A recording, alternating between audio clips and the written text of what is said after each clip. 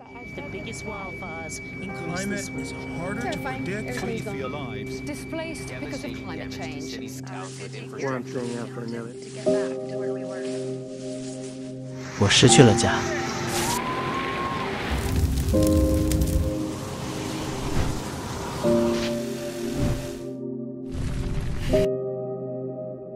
我失去了我的家人。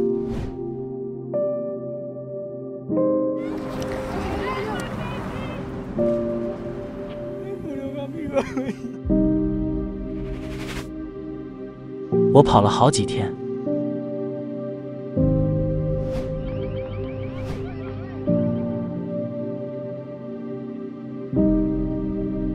我又到了这里。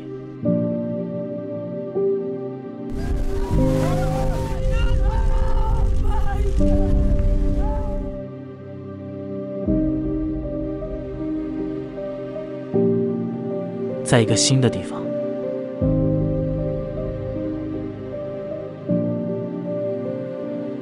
我没有食物，也没有地方睡觉。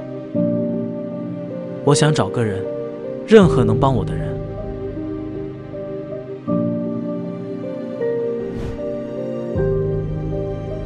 没人在找我，没人需要我。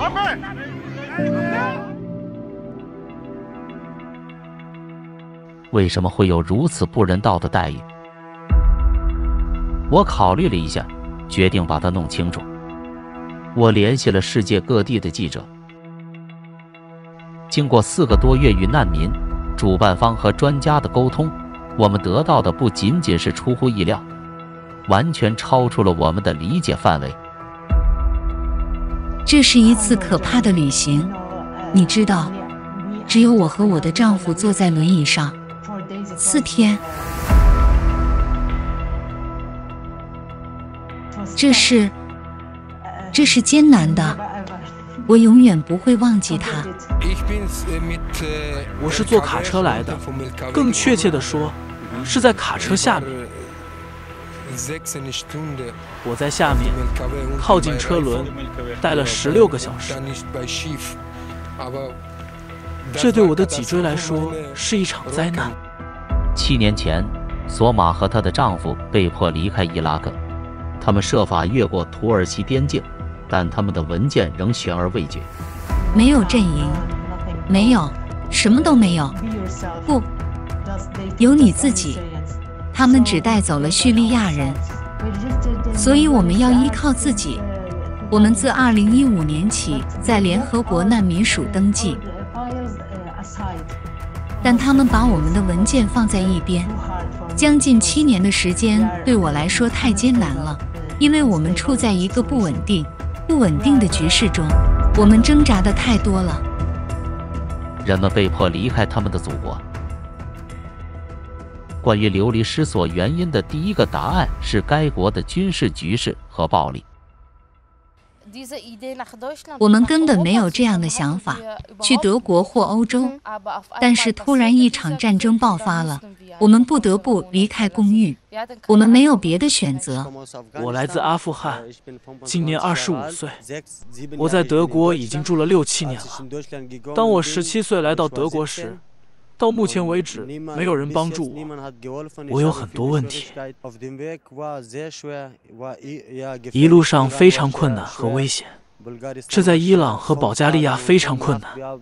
5天5夜，我们在没有食物的情况下爬山，我们背包里只有饼干之类的东西。是的，旅程非常艰难。我们不是开车去的，我们是从阿富汗步行到德国的。如果阿富汗没有战争，我就可以和我的家人待在那里。因为战争，我离开了我的家庭，我在战争中失去了父亲。我们设法与一位一直在帮助难民的瑞典妇女进行了交谈，为了安全起见，她让我们把她的脸藏起来。现在我要告诉你们一件非常可怕的事。你知道巴卡巴兹是什么吗？我知道他在阿富汗存在。他们有一个家族，有一个男性领袖，他有钱，所有的决定都是他做的。他们不允许碰女孩，但他们找的是英俊的男孩。他们带走那个男孩，给他化妆，然后他晚上为他们跳舞。然后男孩被迫和一个男人一起去，他被告知他被性虐待了。我带着其中3个男孩去瑞典的一家医院接受手术，他们的内心都受到了很大的伤害，其中一个男孩甚至有虫子在里面。这些部落首领告诉一个男孩回到阿富汗，继续和他们在一起。他们告诉他妈妈，如果他不回来，我们就杀了他的小弟弟。我们发现他们确实这么做了。多亏了这位女士的亲身参与，男孩才活了下来。但情况并非总是如此，在另一个国家寻求庇护的人，往往会在那里遇到新的麻烦和生活威胁。I'm in South Africa. It's very difficult here because of it's a very nice country, but the only problem that I'm facing is a xenophobic attack. Because here they don't like foreigners at all. You will never spend a month without being attacked with a xenophobic attack, because they say as a foreigners you are stealing their work. I've lost that hope of being in the great society. I don't know, I've lost that hope because seeing the way that people are being killed, seeing the way that people are being shot in my eyes, and the fear that I have right now is having my 2 kids. It's like every day in my mind, it's like, hey, this can happen to my kid, this can happen to me, and it will be, it's like I don't have a peace, I've lost that peace. 在我们现在生活的世界里，敢于互相帮助并不是那么容易的。在瑞典 Malmö， 一名妇女带着孩子们去了她的住处，他们被带到市中心的一个车站，他们无处可去。所以，现在我坐在一所大房子里，那里有很多空房间。我的脑子里突然冒出一个想法：为什么我不能为那些在中央车站的孩子们提供庇护呢？这就是发生的事情。然后我开始帮助那些作为难民来到这里的孩子们，因为我认为我至少能做一点。其他人可能会做一些其他的事情，但如果每个人都帮助一点，这可能是一件好事。所以我不能独自解决所有的问题，但我想我可以为一些孩子做些事情。这就是我现在正在做的。我接待举目无亲的难民儿童已经6年了。这些问题已经持续多年了。很明显，人们的帮助不足以解决这些问题。我们接触了来自世界各地的当地人，了解他们国家的难民情况。In my opinion, almost nothing is being done, almost nothing. I can say this from my personal experience, as I myself took care of refugee children 3 years ago when a big wave came. They were very grateful. There were children with injuries from hand grenades. They were missing parts of ears, feet, and limbs. They were so sweet, so kind, and so happy. And then the city of our home assigned to us a church for 5 weeks. And then, suddenly and on the quiet, they were displaced. They had to move out because housing was too expensive. They just suddenly disappeared. We didn't talk to them anymore. They were just starting to adjust. They learned their first words in German. It really broke my heart, and I have absolutely no idea where these kids are now. Nothing is being done. Not enough is being done even for our children, the children who live in our own country. 移民危机正日益影响被迫逃离家园的人们的生活。我们准备好接待数10亿人了吗？如果我自己成为难民呢？对我们来说，了解难民营里人们的状况是很重要的。我们的记者告诉我们，他们去了一个营地，但不允许他们拍摄，所以我们联系了了解第一手情况的专家。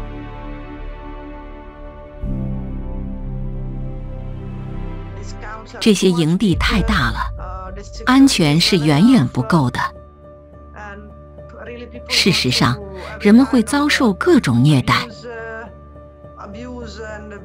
但对妇女、女孩和青少年的虐待和暴力实在太多了。这是在一个受保护的结构中无法存在的东西。今天，被迫移徙与现行的侵犯人权行为有着不可分割的联系。在过境期间，特别是在克罗地亚边界、罗马尼亚边界和匈牙利边界，警察拿走他们的财物，偷他们的钱，销毁文件，有时还销毁衣服。我们一直看到有人赤身裸体从边境过来，这是一种非法的程序。I think it is estimated that up to 1 billion children aged 2 to 17 years have experienced physical, sexual, and emotional violence or neglect in the past year. 今天，我从专家那里得到的信息让我震惊。我没想到我们会走到这一步。The International Tribunal for Natural Justice.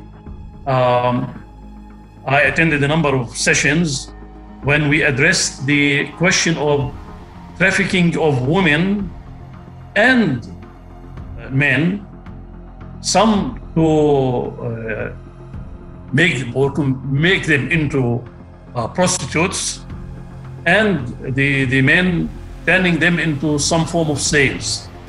I also turned the attention of the listeners to the fact that in North Africa, even in Libya, there was some form of a market where people were sold against $70, $100, $200 of young men to be taken to work for free, which means almost like slaves. And we are not talking about hundreds of them. The question of trafficking of women and others, among them young children, we're talking about 2 million people every year. So we're talking about a huge number of human beings who are being trafficked for purposes anything but human. A child can be sold many times. I remember one day I came across the story of a girl who was, she was Turkish. She had been sold 17 times, and she had been trafficked from one country to another 17 times. And she had experienced only rape, no working, no papers, and no money sent back to the country. Children and young people are being trafficked every day as we talk, every day, every minute, every hour. And what happens to them next, nobody knows. In Bangladesh, there is one area where openly that slavery market runs. How we do the auctions for anything, like that the humans are, children are purchased and sold there. And Myanmar is that thing. 2016, when I was doing undercover operation, so that time I also sat in many auctions as a customer, as an undercover when I was doing the undercover. There where we were sitting for the auctions, 9-year-old girl, 10-year-old girl, as per the demand. So the trade called the first time sex. Whenever the auctions will happen, new girls arrive in the trade, so they put the auctions. So who will bid the last demand, the money, that person only will use that became full night for his choice. I'm finding the problem that the new demands is growing about the pedophile. So now there are a category of the clients which belongs to across the world. So they demand for the male child for the sex. The business that is made of spare parts, the human spare parts. How many children have been transferred from one place to another and then been operated on for some rich guys in different parts of the world to get a kidney or get something else from their bodies against their will. Or because they don't have money, somebody will contribute a kidney against money. This is happening in Egypt, for example. Many people are poor. They say, well, if I can live with one kidney, I will give the other kidney against $5,000 or so.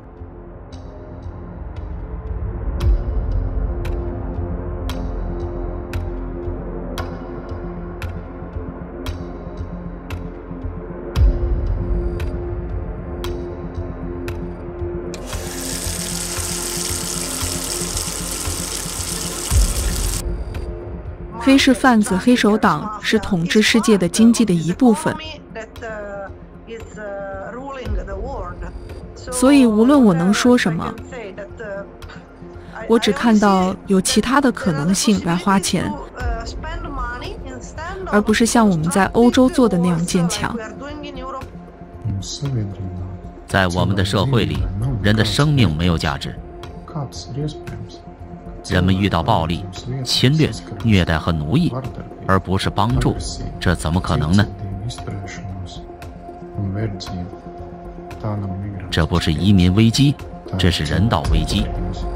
A gigantic moral, political, and ethical farce has begun because this regulatory development is not supported by policies, programs, and plans to protect the rights that are set out in the declarations. Human rights are growing in terms of recognition, but they are declining in terms of ensuring, guaranteeing, and protecting the implementation of actions aimed at making them a reality and not merely a formal discourse of a democracy. More and more often, they act to protect private capital rather than to defend the rights of the public.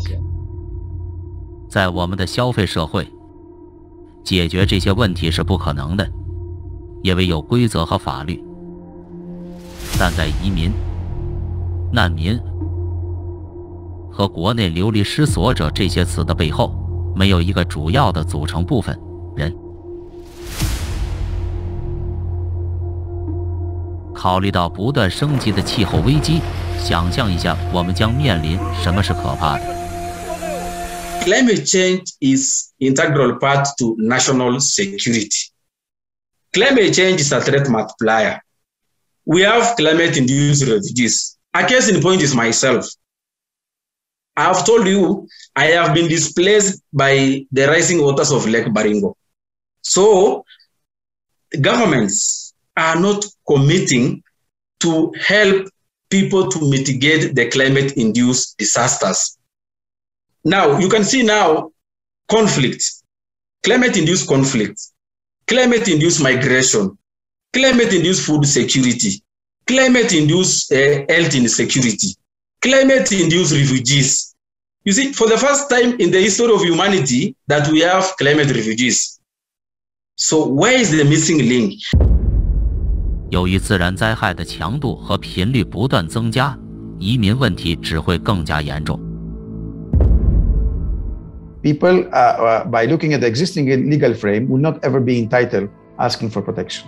Because you will ask them which country you're coming from, they will say there is no country. I had a country called X, but the country now is underwater, or I had a village and this village is being totally destroyed or disappearing. We have something called the Warsaw International Mechanism on Loss and Damage. It's not an easy thing to discuss and get agreement from 200 countries. Everything has to be agreed by everybody. It cannot, if there's one country doesn't agree, then you don't have a global agreement. And so that's one of the deficiencies of having global. There's no international law. But I would like to urge each and every one of us that yes, there are policies, but what are we executing as an individual? What is our role to play in this major crisis situation? And I think that this is the truth that we need to answer to ourselves individually and collectively. People who don't want to know anything about child trafficking, child rape, hunger, or other scourges of our times, they are part of the problem, because not only they don't do anything, but they're silenced. And when the climate change will be so tough and so bad that people from some regions will be forced to migrate to other parts, we will go back to the same situation. And then those children and those people are the easiest prey to human trafficking, because they have nothing. And sometimes they don't even have an identity. It turns out that there are still no effective programs for the resettlement of refugees. For so many years, the United Nations has been working. For so many years, the Refugee Rights Commission has been working. So many humanitarian organizations and NGOs around the world have been working, but there are no working, established or adopted programs on how to work with these refugees. There are none. And the Refugee Commission itself admits this. Actually, we see that not everyone cares about ordinary people. But if they don't realize that we are all interconnected, no money, no private jets, no private yachts will get them to safety. If the whole earth starts exploding, flooding, and drying up, it's just going to hit everyone. 现在难民被迫离开家园，他们面临谴责和残酷。由于社会的消费主义形式，他们只能独自面对自己的不幸。明天的气候灾难可能也会降临到我们身上。诚实地回答自己，你准备好面对难民所面对的了吗？你确定你不会处在他们的位置上吗？你和你爱的人不会经历他们正在经历的事情。